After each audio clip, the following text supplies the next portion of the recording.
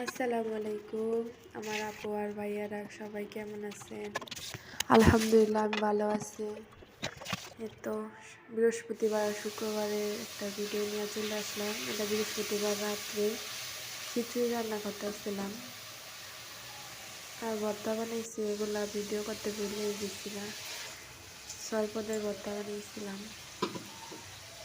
তো সুন্দর মতো খিচুড়ি চালটা বাইজে নিতেছি গ্যাসের চুলায় কড়াইতে। তারপরে আবার কুকারে দিয়ে দিব পরিমাণ মতো পানি। এনে 4 পট চাল, মানে 4 কাপ চাল, আর হলো ডবল পানি হইব, 8 কাপ পানি দিব।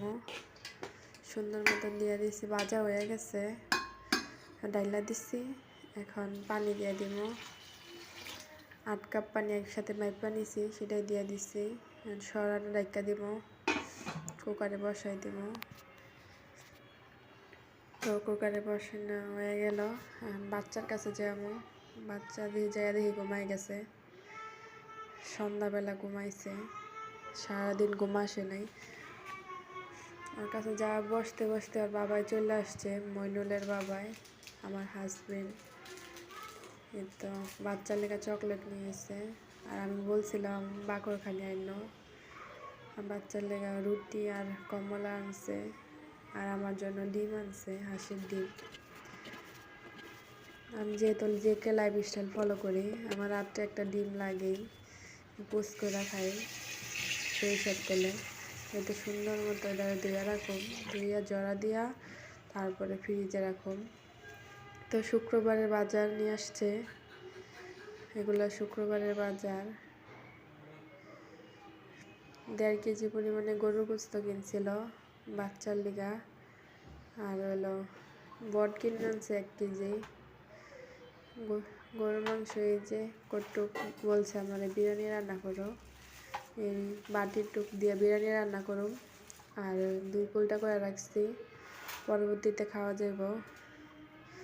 বটগুলো সুন্দর মতো পরিষ্কার করে নিচ্ছি, কালো ছিল, কালো ময়লা, সেটা পরিষ্কার করতে দেন, কত দপদপ করতেছে, সাদা, এটা ফর্সা হয়ে গেছে। ফ্রেশ তাজা বট হইলে এটা পরিষ্কার করতে সময় লাগে না, তাড়াতাড়ি হয়ে যায়। এই তো এখন এগুলো সিদ্ধ বসাই দিব, ভালো করে ধুয়ে নিতেছি।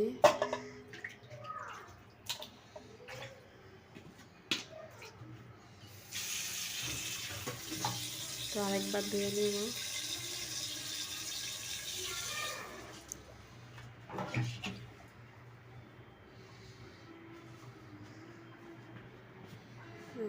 চুলায় নিয়ে যেমন চুলায় নিয়ে যে হলুদ আর লবণ দিয়ে দিব।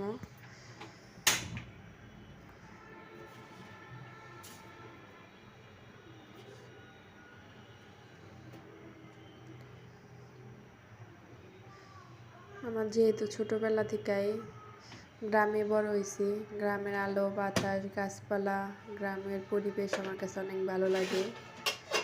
আমাদের গ্রামের বাড়িতে নদীতে যাইতে প্রায় 10 মিনিট সময় লাগে।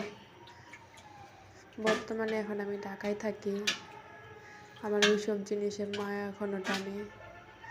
জানি না কিসের জন্য এত টান, হয়তো মাতৃভূমির জন্য, যার যার স্থানে সেই জন্য মায়া লাগে গেছে।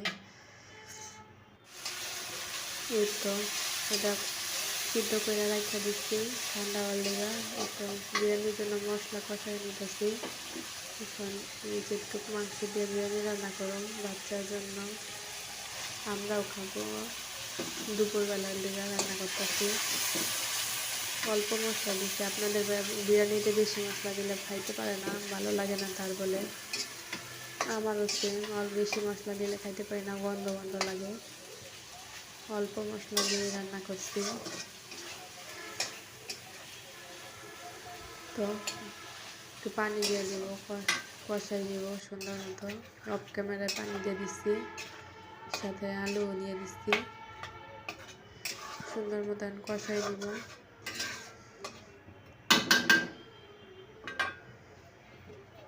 কষানো হয়ে গেছে,